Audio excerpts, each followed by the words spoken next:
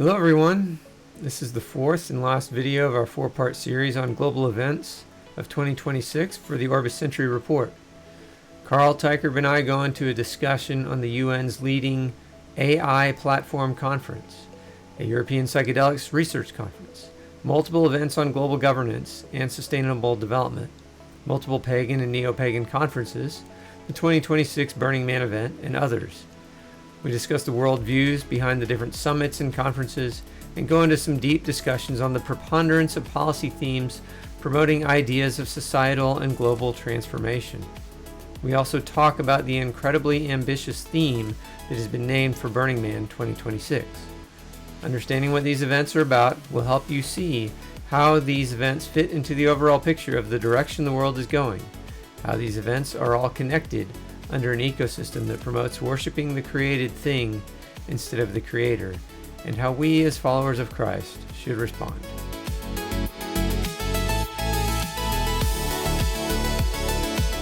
From what I understand, Europe plays a little bit different game when it comes to legalization, a little bit different than how things have kind of unfolded in Canada and the United States.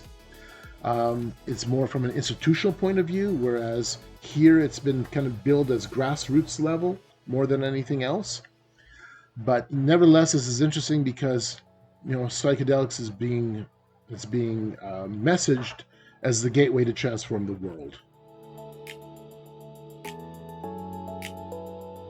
I won't read it. At some point when we do have those discussions in Game of Gods, I have the closing statement of UN Secretary Boutros Ghali during the 1992 Earth Summit, where he makes it very, very clear that this is creating a sacred contract with nature. That's what all the politics is about, creating a sacred contract with nature.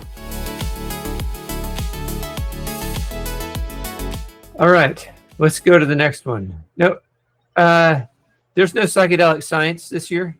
No, not this year. I believe the next one is, I'm not sure if it's in 2027. I believe they try to do it every couple of years. Yeah. So there's no psychedelic science conference this year, the way there was in 2025. But June 4th to the 6th is the Interdisciplinary Conference on Psychedelic Research in the Netherlands, which is considered to be Europe's leading research conference on psychedelics. And they're expecting about 1,500 participants. These are clinicians, representatives from pharmaceutical interests, politicians, lawyers, mystics, influencers. They'll all be there talking about the development of the psychedelic community and psychedelic substances, especially the legalization of such within the European continent's context. From what I understand, Europe plays a little bit different game when it comes to legalization, a little bit different than how things have kind of unfolded in Canada and the United States. It's more from an institutional point of view, whereas here it's been kind of billed as grassroots level more than anything else. But nevertheless, this is interesting because psychedelics is being messaged as the gateway to transform the world. And it kind of is, because it is a worldview shifting, it's a worldview paradigm changing experience. I think that's probably part of it more than anything else. The gateway to what did you say? The gateway to transformational. Yeah, the gateway to transform the world, because it is because it's, and that's actually how I heard it being expressed at the Psychedelic Science Conference back in Denver last summer.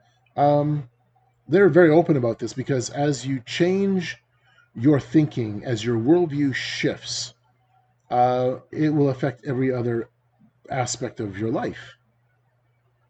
It does, and if we can shift enough people through psychedelics, we can shift entire cultures and indeed the civilization. That's the hope. That is their heaven on earth hope. And when I'm saying there, I'm talking about the psychedelic community, the larger psychedelic community, MAPS with Rick Doblin, all the other associated entities and groups that kind of fit within the MAPS environment and the MAPS sphere of influence. Yeah, and we see that when we were at Burning Man, going to workshops on psychedelics. How this is the thing. Everybody's got to get on psilocybin. Everybody's got to do an ayahuasca, um, ritual because this is how it changes.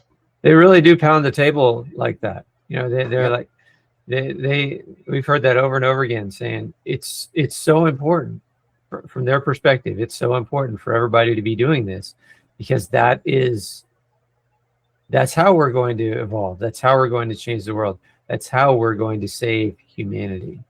Right. Yep. Same language, same boy. Seems to be a common theme. Yes, it does. Okay, so what do we got next in July?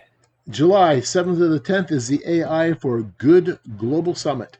I had my ticket to attend the AI for Good event last year in Geneva. It just did not work out for me to go. But the AI for Good Summit is an annual event hosted by the International Telecommunications Union, which is a specialized agency of the United Nations dealing on communication infrastructure.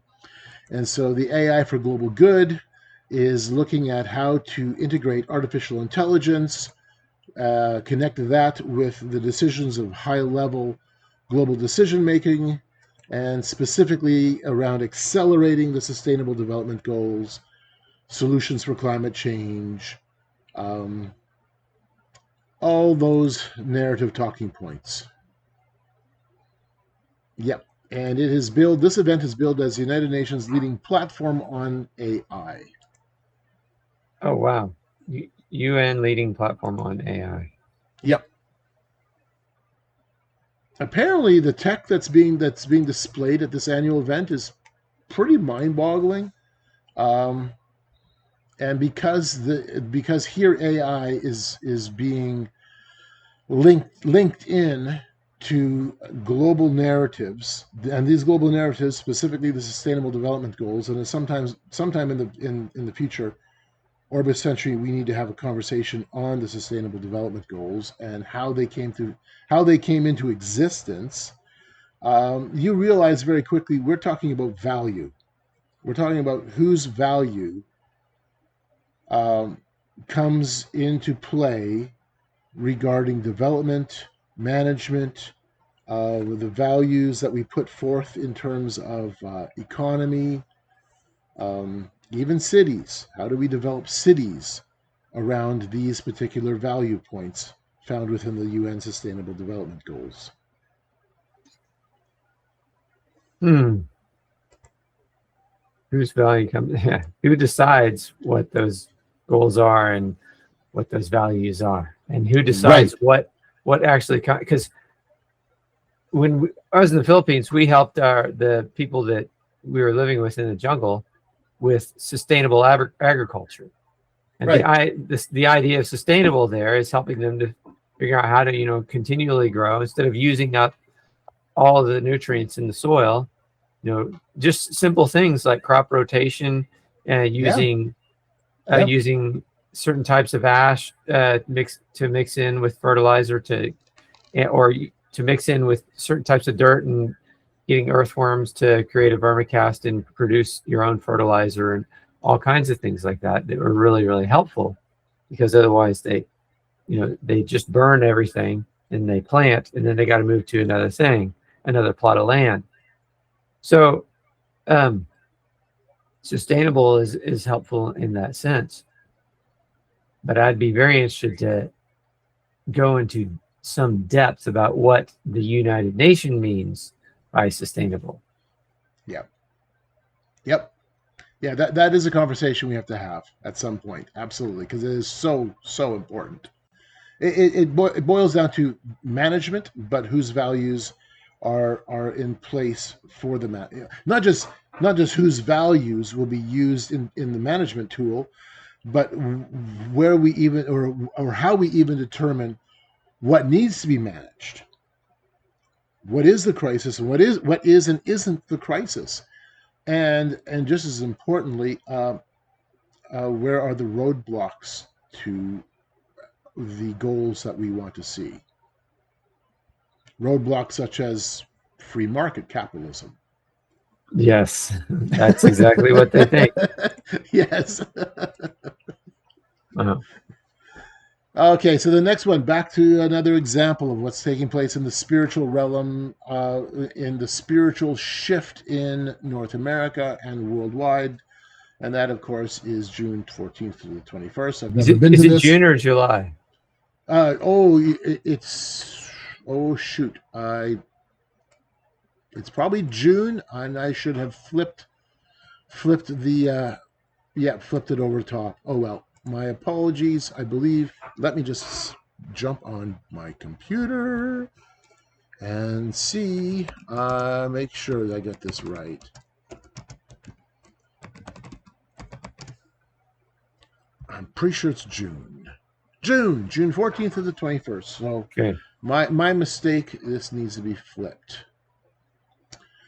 So we're and that back to June. Okay. Yeah, and that is Pagan Spirit Gathering, which is one of America's oldest and largest outdoor gathering of witches, druids, heathens, and other neo-pagans. And it's basically a multi-day event of rituals and ceremonies. I think about 2,000 attend, 2,500 I think has kind of been the numbers I remember seeing for some of the PSG gatherings that took place previous years.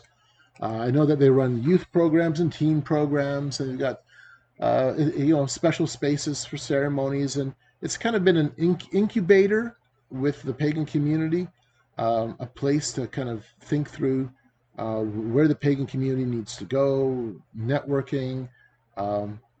It's a big one. If you're a neo-pagan in the U.S. or in Canada, you probably have PSG on your agenda to attend, or at the very least, you're going to try to tap into what happened there. Have you ever gone? I have not. It's been on my bucket list for a long time. I think it'd be a fascinating place, again, to go and do surveys, to have conversations. They are open to have people attend who are not pagans. But as you well know, going to these kinds of events, you're entering their place, their territory. And so you treat that with that level of respect, knowing that you are walking in essence, you're walking to their church. But it's just and it takes place, as I think I said, in Wisconsin this year. It has shifted. In the past, I know it's been in Ohio. It's been in Illinois a number of times. Yeah, and it's a U.S. Midwest event. And is it one that people tent camp at it? Yep. You bet. Tents and campers. Tents and campers. Okay. Yep.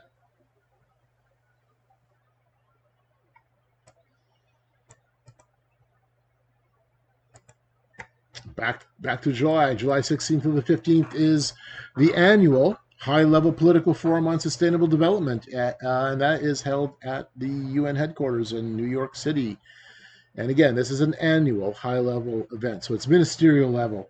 When I'm saying ministerial, for those who may not be familiar with that kind of language, that is referring to high-level political appointed positions within certain offices and agencies. So we have, in Canada, our Minister of Foreign Affairs, our Minister of whatever. It gives you a sense of.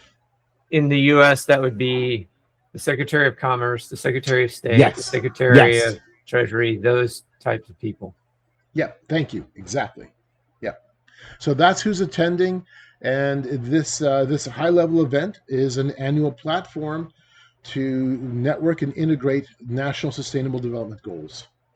How America will coordinate their action plans, let's say, with the United Nations, which is coordinating their action plans with whichever other countries are going to be in attendance.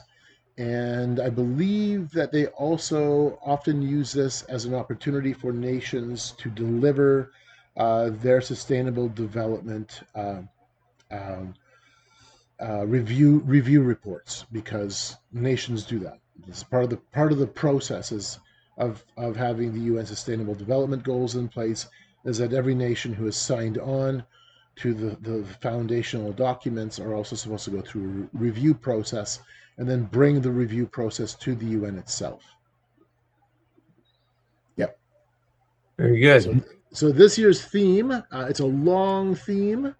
I'll just list it off here so that folks know it. This year's theme is transformative, equitable, innovative, and coordinated actions for the 2030 Agenda for Sustainable Development and its Sustainable Development Goals for a Sustainable Future for All.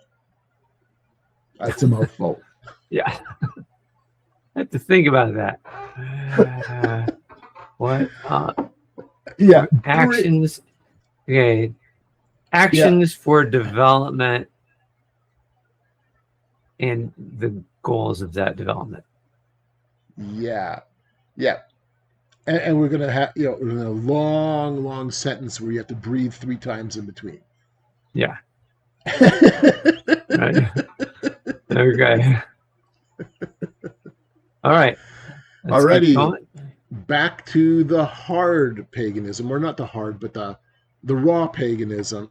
If anything, the Sustainable Development Action Goals by the at the high level political forum represents a small p paganism within politics. It's bringing in the elements of this is what we have to do as we focus all of our attention on creation, not the creator. And absolutely, that's a big component of where this ends up landing us. I won't read it. At some point when we do have those discussions in Game of Gods, I have the closing statement of UN Secretary Boutros Ghali during the 1992 Earth Summit, where he makes it very, very clear that this is creating a sacred contract with nature. That's what all the politics is about, creating a sacred contract with nature. So on one side, we have ministers meeting at the United Nations, engaging in what the UN itself, what Boutros Ghali himself was referring to as a sacred contract. And then on July 17th to the 19th, in Atlanta, Georgia, you have pagans gathering at Mystic South to engage in a sacred contract. Yeah. I mean, just one's raw, more hard, more, it's there, it's in your face, this is what it is. The other is nuanced and political and loaded with economic terms and developmental goals and ministers. And the other, the Mystic South, just represents like Paganicon and Pagan Spirit Gathering and the Witches Conference in Hamilton, the fact that we have a neo-pagan framework that is quite diverse in terms of its location. It's across the US and Canada, it's across the Western world, and it does the same thing that Paganicon does. It's workshops, it's rituals, it's networking. Okay. Yep. Workshops, rituals. Do any of the, like Don Vano's group or any of them, they ever go to this one? No, not that I'm aware of. Not that I'm aware of. I don't think so. I do know, however, George, that there is some crossovers of some of the pagan speakers that you and I heard at Paganicon, that they go down to Mystic South. They attend Pagan Spirit Gathering, or they go to Convocation in Michigan. That's another one. There's actually a lot of them. Okay. Yep. Yeah. So, I mean, I guess the question is, would this one be worth going to? Because it is. I've had my eye on it for a while. I would like to go to another couple besides Paganicon. I went to Pantheacon, the very last Pantheacon in 2020, and that was in San Jose, California. And that was the largest indoor gathering of pagans in the world. But it'd be good to be able to kind of get a sense of, all right, from region to region, how does this change? How does this shift? What are the flavors? What are they talking about region to region? Yeah. Okay. Because Paganicon definitely has a Midwest angle, being in Minneapolis. Yeah. Okay. Next one. All right. World Humanist Congress. Is that what you got? Yeah. August 7th to the 9th in Ottawa, Ontario. And of course, humanism is a movement, a secular movement that believes that man can be good without God. That is the bottom line of the humanist movement, and that we can ultimately make a better society without God. It's humans who do this. And this summer, their Congress, because it's a movement, it's a global movement, their Congress takes place in Ottawa. And we're going to have thought leaders and supporters coming from around the world to discuss um, basically how we can create a secular, non-religious ethic and put that within the context of having a world humanist movement. Has the humanist movement always held to that idea that man can be good without God? And the reason I ask is because one of the key figure in translating the Bible into English in the series of events that got there was a monk named Erasmus, who was history has labeled him as a humanist. Yep. And if you were a Renaissance, you're a Renaissance man, you were probably a Christian humanist. There is a sense of Christian humanism where the Christian ethos, not necessarily believing in supernatural or the spiritual side, but believing in the ethical side, the moral side, can be used to help kind of set the tone for humanity. James Lovelock, the founder of the Gaia hypothesis, would have at one point considered himself a Christian humanist, or took his humanism from that Christian ethos. It gives a good ethical framework, but eventually that gets jettisoned because you need God. You don't need God. You can come up with this on your own. I would recommend, if you're interested to kind of see how the humanist movement has shifted in time, evolved in time a little bit, read Humanist Manifestos 1, 2, and 3, and you'll have a really good sense of it. Humanist Manifesto was quite lengthy. And there's a recognition of world government, a recognition of, creating basically this new internationalism, and we're going to do this with our own morality, our own ethics, our own value system.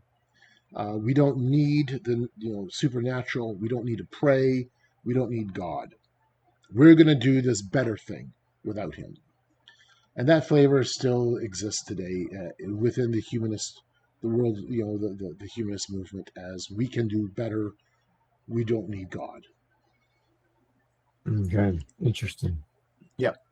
All right, so before we get to the next event in September, we've got at the end of August is Burning Man. Burning Man, yeah, yes. And that the theme this year is Axis Mundi, the idea of the zone between the heavens and the earth becoming thin and converging together, the roots of the tree, the cosmic tree, merging up through the trunk and into the sky with the branches, and then the branches, in terms of the imagery, outspreading and touching back to the earth. This concept of everything is cycling around each other and everything is changing. I don't know how they can. I don't know how they can. In the following years, I don't know how they can kind of get beyond Axis Mundi. I don't know how either. That seems like the pinnacle. I mean, that's that. Like, it's, you can kind of look at the different themes that have gone on over the years. This is like the most, like the biggest theme idea that they've had. And it's the Axis Mundi is the center of the earth. It's the pinnacle point of what all the world's thoughts and ideas and everything hinges upon it.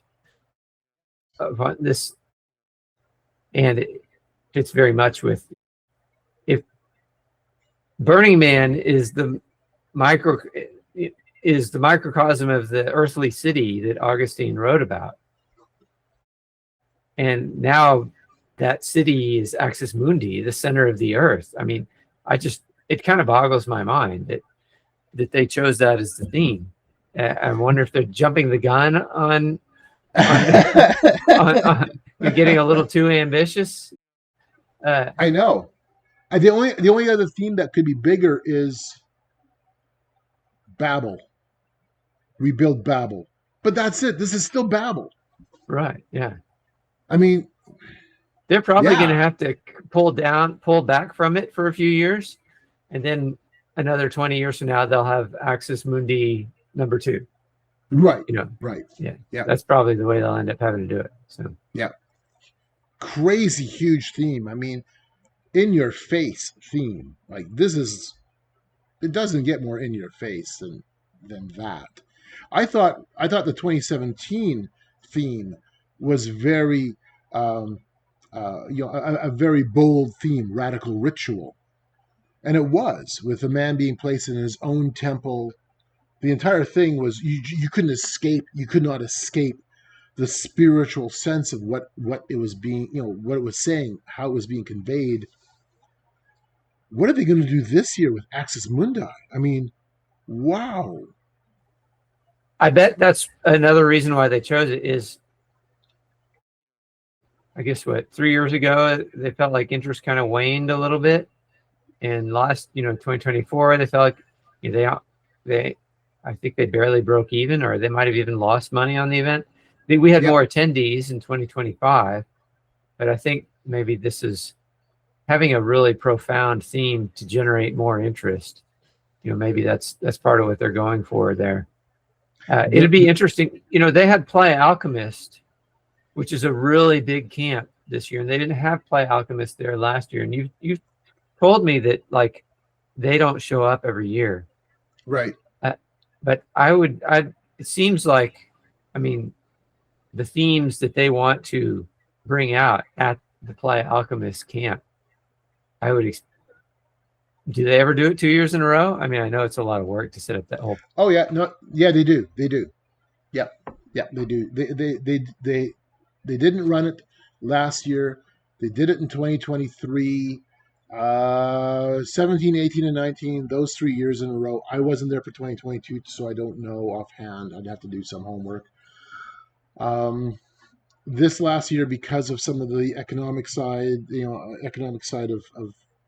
of the equation, some of the difficulties that a lot of people have had, including some of the theme camps.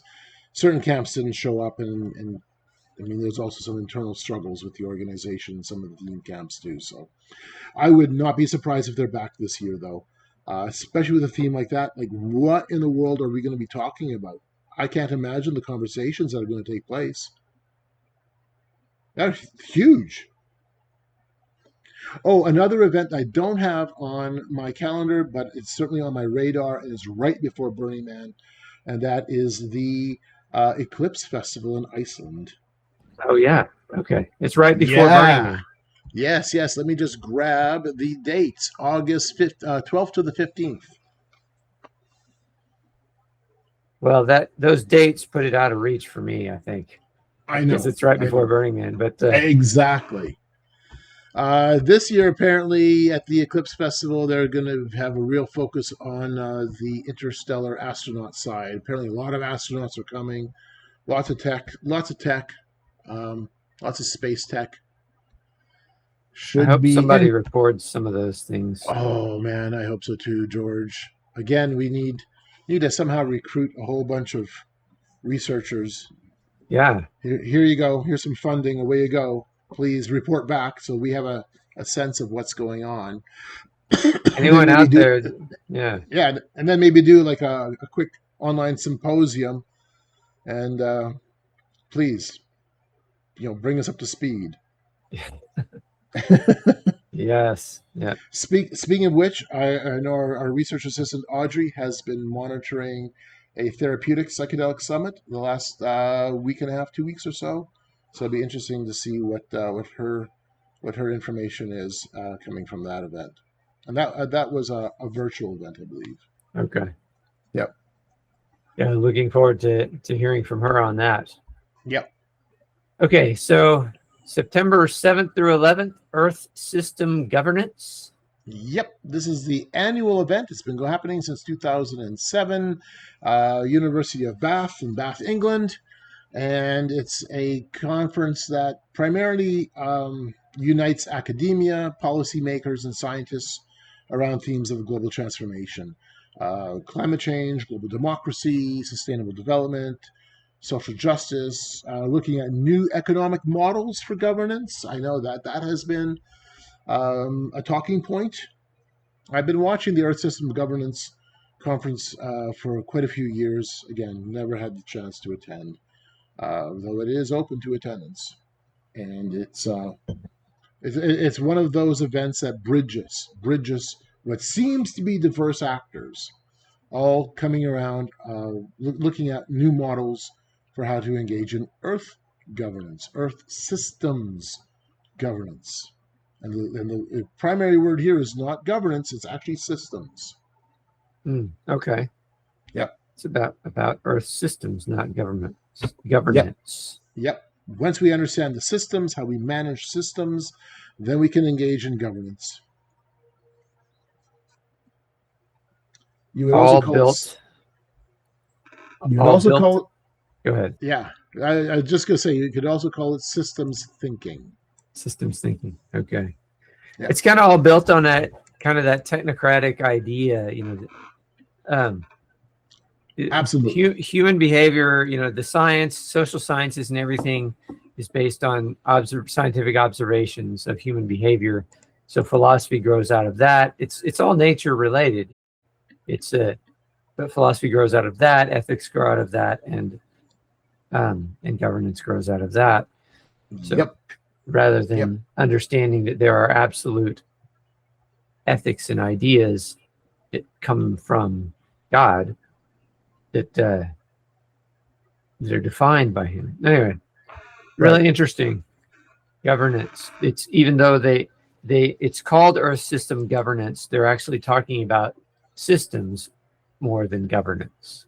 Yes, because it's understood that systems comes before governance. Understand how the systems all interrelate, how to technically manage systems. As soon as you deal with that, then you're dealing with governance. It is definitely a form of technocracy. Okay. Then we have on your list, the calendar, you have October, the Beyond Wonderland in Austin, Texas. Yeah, in your backyard, George. That's right. Yeah. Beyond Wonderland. There is a music festival called Beyond Wonderland, but this is not that. This is instead kind of a wellness, psychedelic, trauma, technological. I'm trying to think of other words that fit with it. Kind of event. So you got this conference setting where consciousness becomes the primary conversation point. What is consciousness? What is the future of consciousness? How do we explore consciousness using psychedelics, using technology? How do we use this for personal transformation? How do we use it for, more importantly, social transformation, the bigger transformation?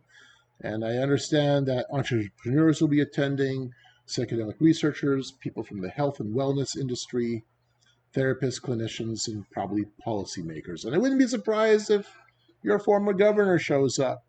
Mr. Perry. Rick Perry. I mean, he was at the Psychedelic Science Conference. He was there, like, 2 thumbs up, running forward with psychedelics. I have a friend who is a doctor in Austin who has done a lot of research in the area of psychedelics. I bet I could get her to go to this as well. And then the last item that I have on the list that you sent me is the December United Nations Water Conference. Yes. United Nations Water Conference is being hosted in a very dry place, the United Arab Emirates. Okay. And why did you put, what made, this is because it's on the Sustainable Development Goals? Absolutely. And water is essential for life. Goal number 6 of the 17 Sustainable Development Goals is related to water and sanitation. And so the focus is going to be on water management strategies and policies. And we're moving now towards the last couple of years towards the 2030 agenda. And so I'm expecting there's going to be an increase in terms of the push for investment. In fact, on their website, they said that we enter the final 5 years of the 2030 agenda and its SDGs. The world must surge investment, innovation, political will, and a spirit of solidarity for SGD 6. So I fully anticipate that this is, the last few years is going to be a big push again. I've included it because the United Nations is interested in every one of these aspects of the Sustainable Development Goals. They are their goals, and each one of the goals and their subheadings lands on pretty well every aspect of our human existence. Okay. And so then it becomes an issue of, all right, what is the United Nations talking about in terms of values that will end up becoming policies that impact things that seem to be maybe as remotely and separate as possible? Water from food, from technology, from all of these different pieces of what makes a civilization, what makes a society. So I've included it because it is instrumental in that the push towards the SDGs. The other event I don't have listed, and it's in November, and I'm not sure where exactly it's going to be held, but that is the COP31 meeting, Conference of the Parties to the Climate Change Conference, which happens every fall. And this last year, I saw the pictures that Alex Newman took of the Communist Party artistic present to COP30, the Chinese dragon / jaguar. Yeah, pretty wild, pretty crazy looking stuff. And then some other artist had a depiction of a bloated Donald Trump. He goes to that every year, doesn't he? That's Yeah. one of his main research events. Yep. He goes. Alex goes to it, which I'm so thankful for. So thankful that we have somebody who goes and makes that a priority. Maybe we could get him to go to the eclipse event. That'd be cool. Yeah. I know he has. We both know that he has expressed interest in attending Burning Man. So, hey, between the eclipse and Burning Man, from the point of view of having that gospel presentation, Burning Man is more important. From the perspective of trying to understand the technical changes, the eclipse would be really important too. Yeah, not sure how to do both. I know. No clue. That's way too tight. Yeah, too tight. Well, there'll be other eclipses. Yes. That won't take place at that same time. So. Right. Well, all right.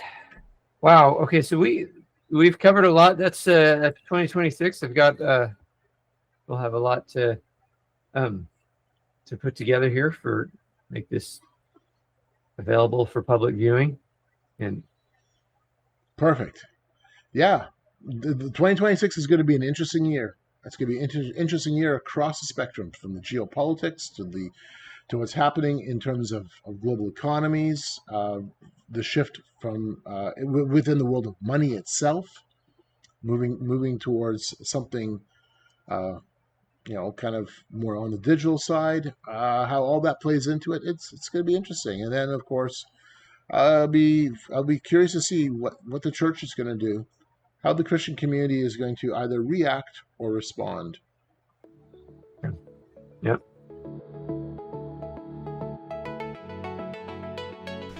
Okay, everyone, that is the end of our 4-part series on global events for 2026. We certainly hope that you all enjoyed it and found it informative and helpful. We so appreciate your prayers and support for getting this ministry going and for helping us to get this information out there. So please like and subscribe and stay tuned, because there will be more coming in 2026. Thank you.